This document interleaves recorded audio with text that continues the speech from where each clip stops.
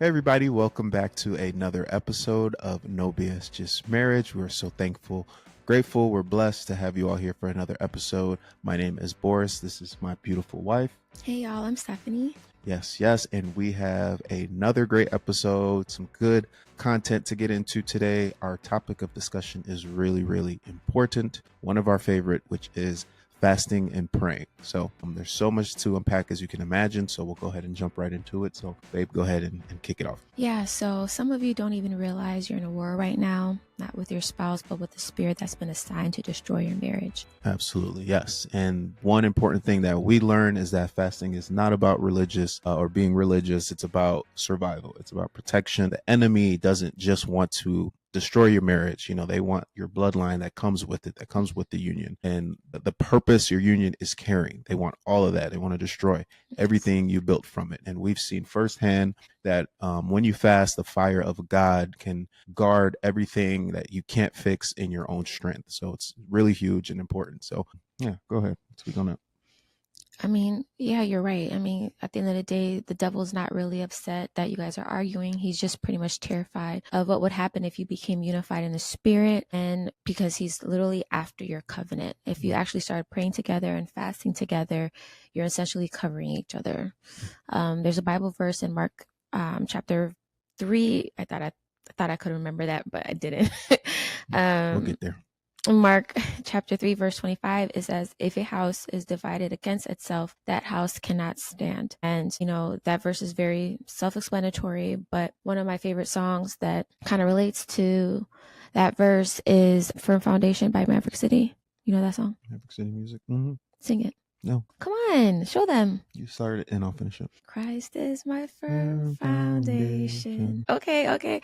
Yeah, so what's the part of the song? Well, it's many parts, but that part specifically, Christ is my firm foundation, the rock on which I stand.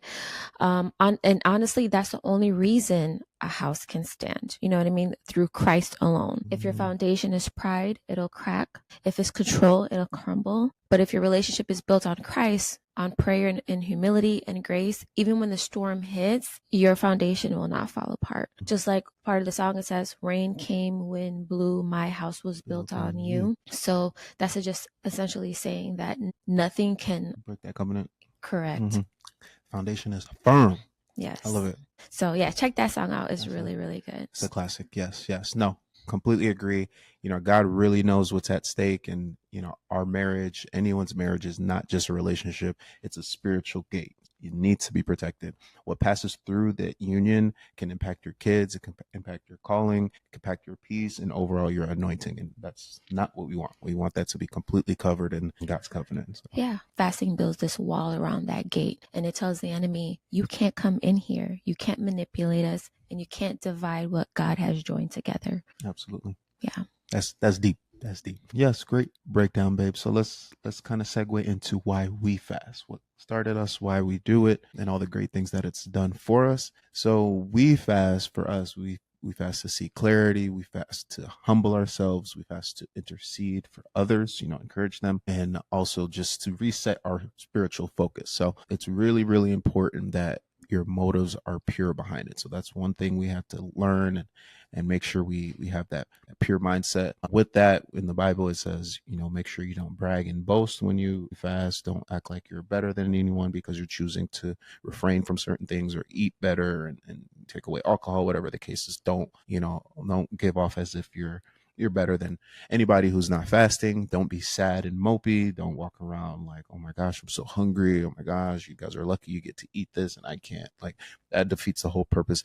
This is all to truly seek a connection with God. So doing all that, it defeats the entire purpose of fasting. So it's important that you have that pure motive behind it. Yeah, I agree. It's also about hearing God as well. Like, you hear God more clearly at the end of the fast, and not just the whole situation when you said about boasting, but also sometimes people, when they hear fasting, they hear, oh, I could probably lose weight, but that should not be your intention when doing this biblical fast. This is literally just about a spiritual fast between you and God, and it's an intimate fast between you and God. And if you're trying to lose weight, honestly, like you're definitely on the wrong path. There's advantages, obviously, but if you're seeking just to lose weight, this is not for you. I completely agree. I will admit though, there has been times after a fast I look in the mirror and I'm like, I think my six pack back. Yeah, but I'm I think like, I got it. that's true, but I'm just saying, like, That's not the motive. you Yeah. don't start a fast because you want to lose weight. Absolutely. Absolutely. Perfect. So now let's segue into talking about why we fast. All the good things it's done for us, kind of what started us to do it, and all the meaning and the purpose behind it. So we fast, for us to see clarity. We fast to humble ourselves. We fast to intercede with others. We fast to, encourage them, and ultimately just to reset our spiritual focus. So I think it's really, really important that it's understood that your motives have to be pure behind your fast. So you can't brag or boast. The Bible says, very vividly that no bragging and boasting, don't act like you're better than anyone for eating certain things or refraining from, things that aren't good for your body. That defeats the purpose of the true meaning behind your fast. Also, don't be sad and don't be mopey. Don't walk around like I'm starving. Oh my gosh, you're so lucky you get to eat these foods and I can't. And then overall, just kind of to branch over all of that, it's all about truly seeking connection with God. Doing all that, it forms that humility and the true pure purpose behind doing the fast. So it's really important that you have that mindset and that understanding before you jump into a fast. Yeah, so to touch on that just a little bit, sometimes a lot of people go into a fast thinking, yeah, I'm going to lose so much weight and I'm going to do it for my body and not really doing it for Christ. And that's where you essentially are losing yourself. You're not really on the right path, because your job, a fast's purpose is honestly just to hear God more clearly. Mm-hmm. So if your intentions are, oh my gosh, I got to lose weight, then don't even do this fast. Yes, it's an advantage. We've lost like 10 pounds each after like the first week sometimes. Yeah, like the weight comes off real quick, but I would tell you it will come right back when you start eating normal again. Unless this is something you're trying to change, holistically, you're trying to change your whole diet for the rest of your life, then it'll work for you. But this is not going to be like, oh yeah, I'm going to change my diet, because we gain our weight back. It's not a physical fast. It's a mental and spiritual. Exactly. Yeah. So yeah, it's about intimacy with God, and it's not about impressing people. It's not about yourself. It's about your relationship with the Lord. So yeah, in Matthew chapter 6, verse 17 through 18, Jesus says, when you fast, wash your face and put oil on your head so no one knows you're fasting except God. And God, who sees what you do in secret, will reward you. Yes. Sometimes we share what we're doing with our group chat or our friends and our family, but fasting isn't a group activity. It's a heart thing. It's a heart posture. When you fast, you don't run and tell everybody. You have to run to God, and He's the only one who truly understands the reason and the why on why we're fasting. And that's the conversation that matters the most. And I know sometimes you tell your friends, and I know you don't have any bad intentions when you do it, but sometimes I'm like, why are you telling your friends and family that we're on a fast? Because it's really just between you and God. And sometimes I feel like you just kind of want them to do it too. But like, encourage them to do is what I'm trying to say. Yeah, true. We should tell them after our fast is completed, not while we're in our fast. And the best way to combat that, because sometimes we'll be at a party and sometimes people will be like, why aren't you eating or why aren't you drinking? Sometimes we'll have certain reasons, like without giving it away, that we're fasting. So sometimes I just lie to them. No, we do lie. Like your food. No, you don't say that. Why are you lying? I'm gonna start to, because they ask too much. They do. But sometimes I feel like people that are very close to us, they know without really prying too much. Right. So thank y'all for minding y'all business. Yes. Yeah. Do you have anything to say about that? I mean, everything you said is facts. I know it's weird. It's definitely like, I know like the whole purpose again behind fasting is to have that true one-on-one moment with God, and honestly should be between you and Him. But social interactions get weird, and you're just like, I kind of have to say, I don't know, like, yeah, I'm just not eating right now. But they're like, what do you mean you're not eating right now? Like, I'm fasting. Leave me alone. No, I'm kidding. I don't do that. But like, there's moments where it's just like they just don't stop asking. So like, you gotta, I don't know what I'm saying, but no, I get it. But like I said, the people that know us understand. Yeah. They can tell they know I eat. So like, if you don't eat, and when I used to dabble in my drinks, they're like, Boris is being different. He must be fasting. Let me leave him alone. Yeah. So shout out to y'all that really know us, because that's That's crucial. Otherwise, that's why we'd be like, we just gonna stay home. No. And that's another thing. Don't just stay home because you're fasting, because you're taking the easy way out. You know what I mean? You have to go through these temptations of worldly things and worldly foods and pleasures that you're so used to. The part of it is killing your flesh and understanding that you can overcome it. Yeah. So don't take the easy way out and stay home because you don't want to. You're protected. Yeah, I used to always, when we started to fast, like if there's a birthday or something at a bar, it's just like it's everything that you can't do. So it's like I don't want to go. Like, Yeah. it's easier to stay home, but then when I go, it's just alcohol. It's just hamburgers, and I'm like, I'm just gonna stare at y'all and drink water, and y'all are just gonna be annoyed with me. So yeah, you got to put yourself in uncomfortable situations to grow. yeah, completely agree. So yeah, what got us into fasting? I think, you know, your cousin Franz initially started it for us a couple of years ago, and we kept that habit. So he was the first one. He introduced us to it. He introduced me to it, and I don't know. We won't get too deep, but we're in like similar states of our lives in like our career pursuit, and he was doing it for that purpose. And then I remember his revelation and his testimony was crazy. But reading, when he sent the link and like reading what you can and cannot eat, or which we're gonna touch on, it's like it. I was like, Franz, this is impossible. Like you're crazy. At the end of the day, you're crazy. Yeah, you could do this, but this ain't. I'm not built for this. Now look at us doing this at least twice a year. And like, yes, but yeah, let's just talk a little bit about it. Why do we start? And go ahead. We do it at least twice a year. We like to start the new year. You know, with doing the Daniel fast. Our church typically they do a fast, but we try not to do it the same time our church does it. I think they do it like the second week, and we're not going to tell you exactly the date that we started, but it is around the new year. Like I said, this is a private, intimate moment that we have together that I kind of want to keep secret, but we do it on the beginning of the year, and then we also like to do it around our marriage anniversary, just to strengthen our union and just focus on God and focus on our marriage and focus on like what we can do to improve, you know, our spiritual lives, and also just, you know, denying the flesh of things that are haunting us and that's withholding us.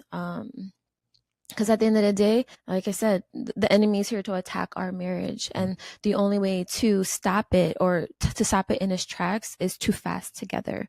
Absolutely.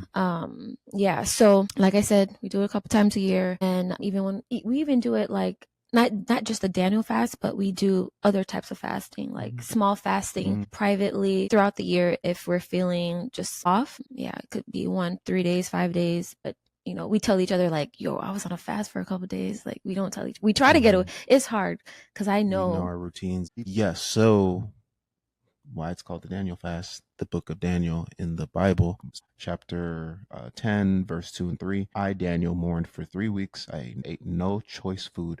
No meat or wine touched my lips. So, you know, obviously this is just a small part of the entire book, but the purpose and like the context behind the Daniel fast and why it's called the Daniel fast in my baby Christian version of what I recall. So Daniel, you know, he was, he was just, you know, a normal guy like us, like me. And he was a prophet. He was a prophet, and they were in Babylon. The king of Babylon, forget his name, starts with an N.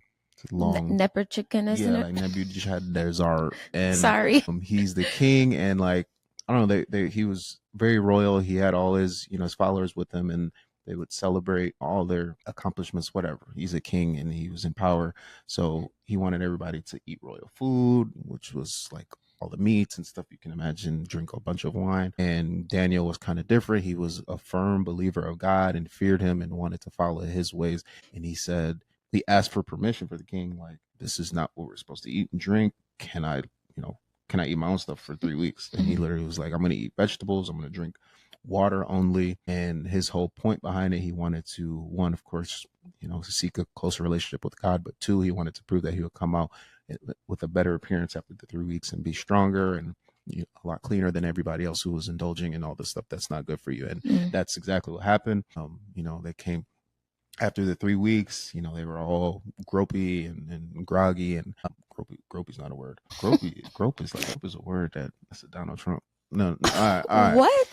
Cut that out, please. Okay. You know what grope mean? Grope is like, oh, okay. I'm tripping. I meant to say mopey and groggy, but Anyways, yeah. So that was that's why it's called the Daniel fast, and it was, I don't know, it was cool to like learn, the biblical context and the meaning behind why it's called the Daniel fast. Mm. So it was really cool. I think that it was just important to share that with the people. Yes, continuing on, most of the time we fast together, but also we do individual fasts, like you were just saying. We've done all types of fasts. It's not just food. We've done social fasts. Yes. We've done silent fasts where we just kind of let God speak to us and let us know what we have to give up.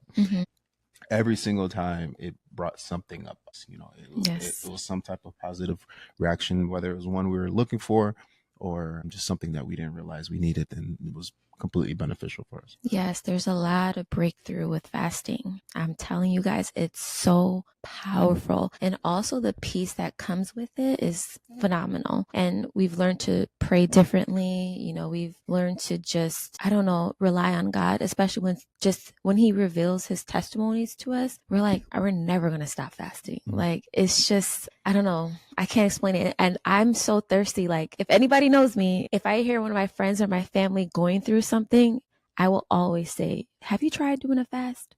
Like, I vomit those words out because I want them to just, I know you're going through whatever season that you're going through, but the power of fasting, whatever you're going through in that season, will go away. Facts.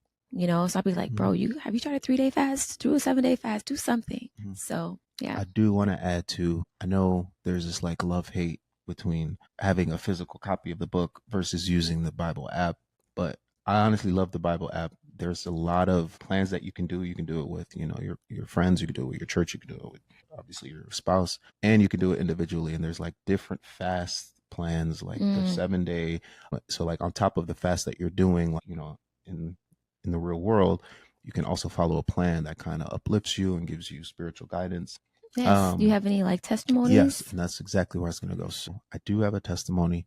This is a couple years ago, and of course, when I was looking for a job, when I was career shifting from insurance to marketing, I was still in school, and I kind of was thirsty for a job before I graduated, just so I can get like my foot in the door and then eventually get like a managerial position or something like that. I was struggling to get a job. Like, I was doing all the interviews, I was getting rejected. In the meantime, I was doing a bunch of fasts, like some with you, of course, some by myself without telling you. And in my back of my mind, I'm just like, as soon as I finish this fast, I'm gonna get a job offer. Like, and it just didn't work that way. And I think it wasn't like one specific fast or one like aha moment for my testimony, but I think it was the consistency of me just like, even in those times where I'd be pessimistic or like a little doubtful, I would kind of rewind and be like, no, okay, I know it's in his timing. Let me not doubt him. Let me just stay consistent and persistent in following him and be faithful. And I think like as I continued on, even though it took a year or 2 years, it took a little while, but I think proving that I can stay consistent and still trust him in the process. And this is the short version, but there was a moment that was crazy when I was reading the book of Isaiah, kind of the fast forward where I got the offer to my job. And I don't know, it was like, I remember like it was yesterday. It was so crazy when I received that call, and it was like at the perfect time. I was getting all these signs throughout like the weeks prior, like months prior, maybe even, that like something, I feel like he's preparing me for something. That was the Holy Spirit speaking through you. No, literally. That was the first time I was like, okay, these aren't coincidences.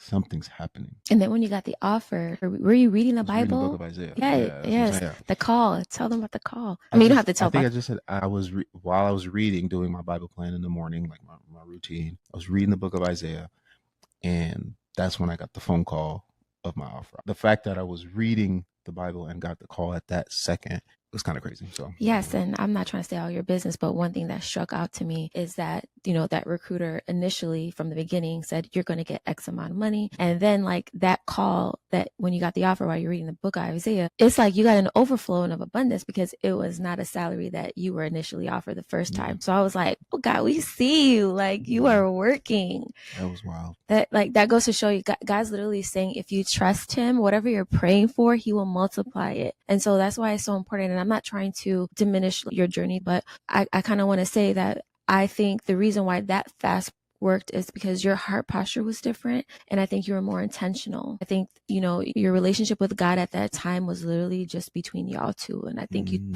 not that you took it seriously, I think it was just I was more focused. I don't know. Yes. Yeah. Makes So sense. How about you? so same thing with me and you. I worked in insurance and I had my master's in HR. And so I was trying to find, we both have our masters, by the way. You Yeah, forgot yeah, to yeah, mention that. yeah. So I got my master's and I was looking for a position in HR literally for 2 years. And for 2 years, I wasn't even getting interviews, like not one interview. I was getting rejection Quick emails, like literally with the quickness. And automatic replies for your rejections. I didn't understand why.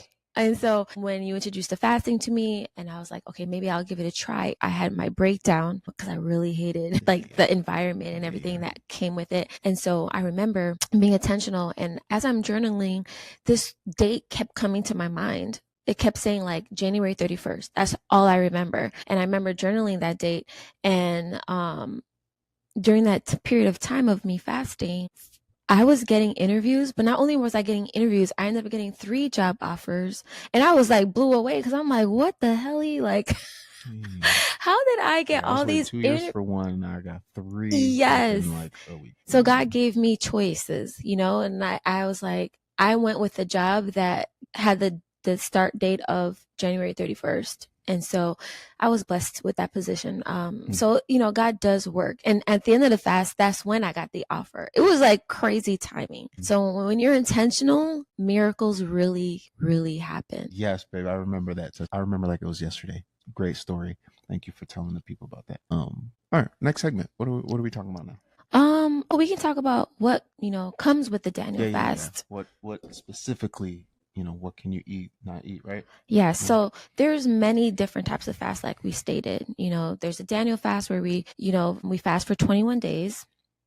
And that's very specific. So if you do start this fast, you have to be intentional. It requires a lot of self-discipline. It's not easy. I'm not going to say, oh, just do this fast and you'll be fine. No, it's hard. So, this fast entails of literally no processed food, no sugar, no dairy, almost like a vegan diet. You're only focusing on vegetables and fruit and whole grains like quinoa and brown rice because, you love some white rice. Brown rice, whole wheat, like pasta. Like even when I'm grocery shopping, it's so important. You have to read the labels because, you can only drink water throughout the fast, but you can use almond milk if I'm making you like oats in the morning. And so that oatmeal, like that almond milk, it literally has to have certain ingredients. It can't have like processed preservatives. Like it literally just has to say like almond milk, nothing else. It gets so deep. So you have to be intentional. You have to look at ingredients. You have to literally focus. There's no alcohol, no juice, literally just water, fruits and veggies for 21 days. It does get easier after the 5th, 6th, 7th day, I would say. And just to clarify this as well, once you break your fast, don't just go and eat steak the next day. Cause I think we've learned the hard way. We've gotten so sick of just, indulging because we're just so thirsty to eat, cause just thinking about commercials we've seen during fasting. Worst foods be looking good. Right, like Taco Bell commercial. We don't eat Taco Bell, but like a Taco Bell commercial will definitely I remember sound vividly a Taco Bell commercial. I'm like, I never wanted a Taco Bell burrito, but that looks fire right now. That's the devil. No. It is the devil. It's the enemy trying to tempt us to break our fast. I mean, because like, why didn't we care about Taco Bell before the fast? Yeah, the enemy will attack you during your fast.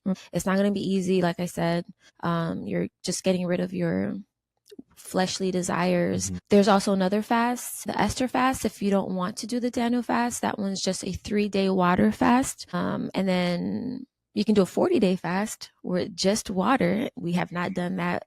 40 days just water? That's what Jesus did in the wilderness for 40 days. So I think we can build our tolerance level one day to, sacrifice that for the Lord. Okay. I'm not saying tomorrow, honey, but like, I definitely think that's eventually. I think that's definitely baby steps. But I love fasting. I love fasting so much. But yeah. All right. Yeah. Thank you for breaking that down, like what all entails in the fast so that people know and what they can kind of be prepared for. So let's kind of target our audience now. Let's speak specifically to our singles. We always talk about married people and fasting with your spouses and for your spouses, but I know you have some great information and advice to give on to the singles. So what you got? Yeah. I think some of y'all are not just fasting for clarity, because that's what we've been doing in our marriage. Sometimes you may be fasting for a spouse, for your kingdom partner. And listen, that's not a bad thing because God cares about the desires of your heart, but there's ways to do it, You're not just manifesting for a marriage, you're fasting to align yourself with the will of God. You're fasting to become the kind of person that's ready to carry for what you're praying for. Does that make sense? It makes complete sense. And that's great advice. I think that when you're fasting and waiting for your spouse, it's important to listen. Just be aware that you're not waiting in vain. God is definitely not punishing you. He's just protecting you from what he's still preparing for you. Ooh, yeah. yeah. So there is a verse on that in Psalm 27, verse 14. Wait on the Lord. Be of good courage, and he shall strengthen your heart. So it's a lot about patience. That's what I take from it. Be patient, trust the Lord, and he got your back. Yes. He got you. So yeah, with that fasting, you have to understand it's not transactional. This isn't a here, I'm giving you this, so please give me this. It's transformation.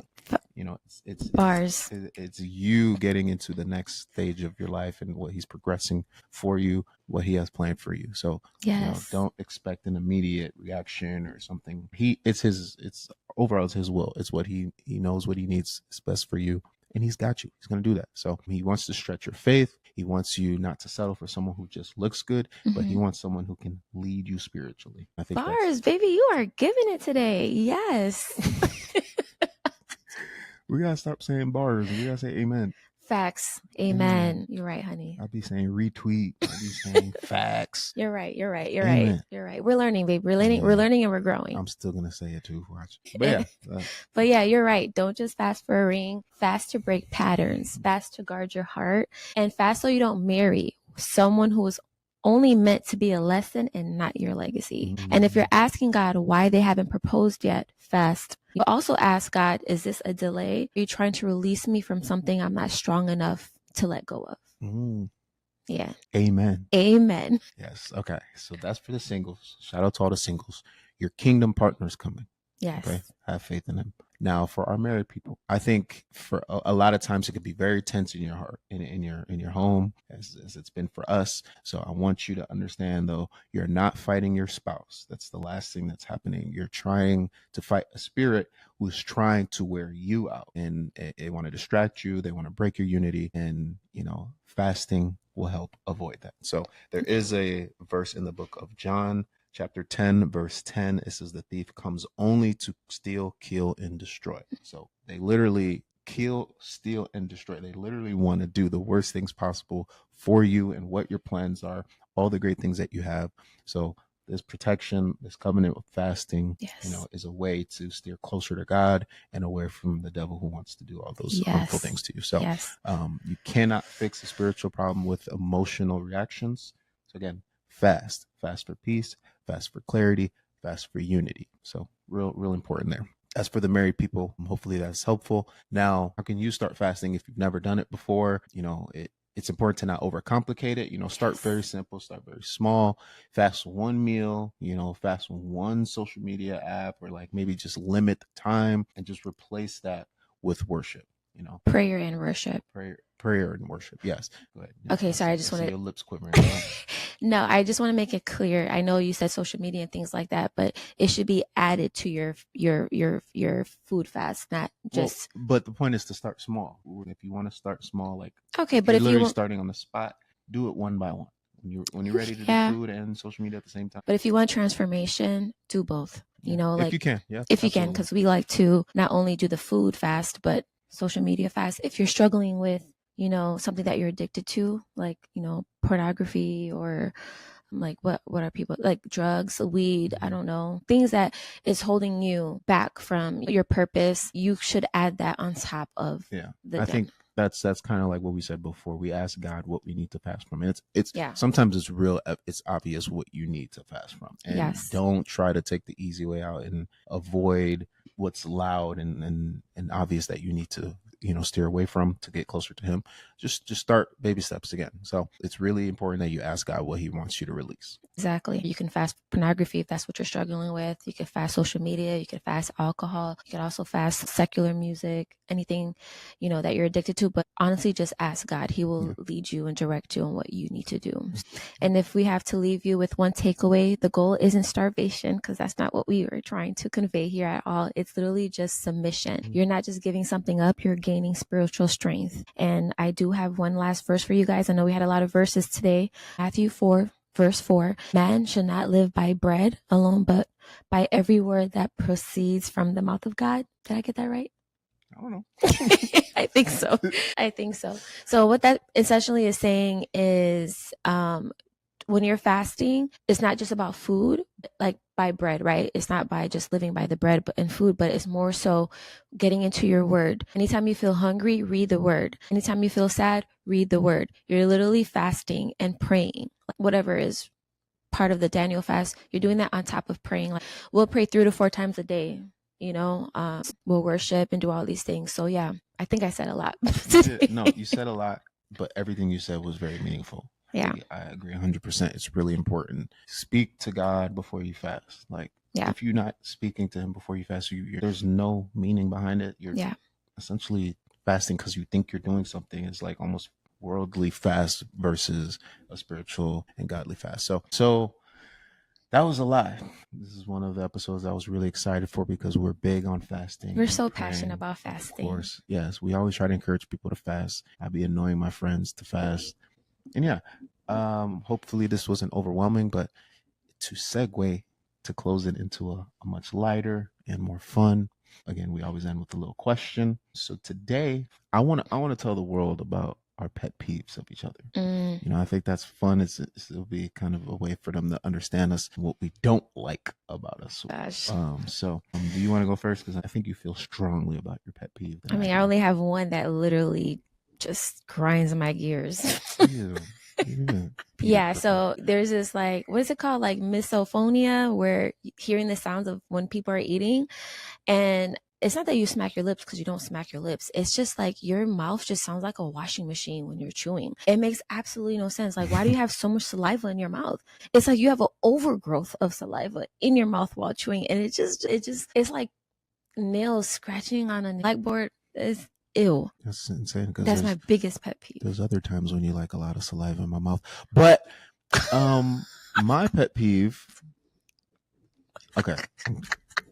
We can cut that out if we need to, but I have no control over that. Like, I understand that my mouth, I eat food. Yeah. My mouth is closed. I don't smack. I said you didn't smack. Okay. So it's just, I'm eating food. There's literally nothing. It's just certain foods that doesn't make sense. That why is making those noises in your mouth. I don't know what to tell you. Like, ew. I don't know what to tell you. God created me that way. If you can't accept it, what you can control is the pet peeve that I have of yours. And what is that? Which is how you just, any chance you get, you leave something, you just leave something out.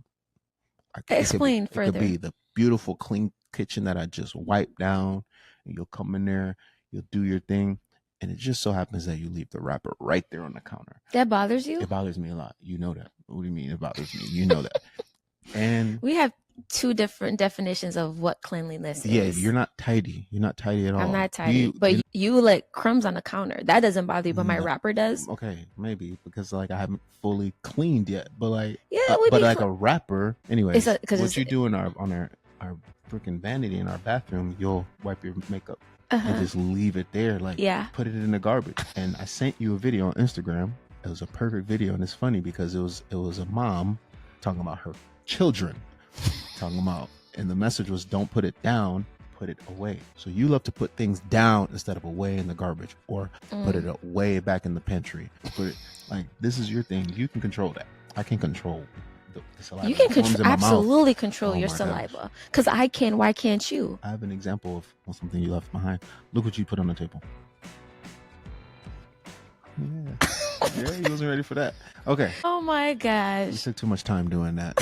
He just wanted to throw me under the bus. No, I did not. Yes, I did. If you fix your chewing, I will absolutely fix my chewing. Yeah, I promise you, I will be more conscious of grabbing with a wrapper off a counter. Okay. Anyways, I'm thank you serious. all for joining another episode of No BS Just Marriage. Again, we, in all honesty, we really appreciate all the love and support we get from our supporters, our followers, our viewers. Please, as always, like, comment, subscribe, share, and just let us know if there's anything you would like to discuss, an episode topic you want us to dive into. We are open book, and we'd love to hear any feedback that you have for us. Anything else, babe? No, thanks for joining in. We're so blessed to have you all here with us. So thank you. Until next time, everyone stay blessed. Peace. Bye.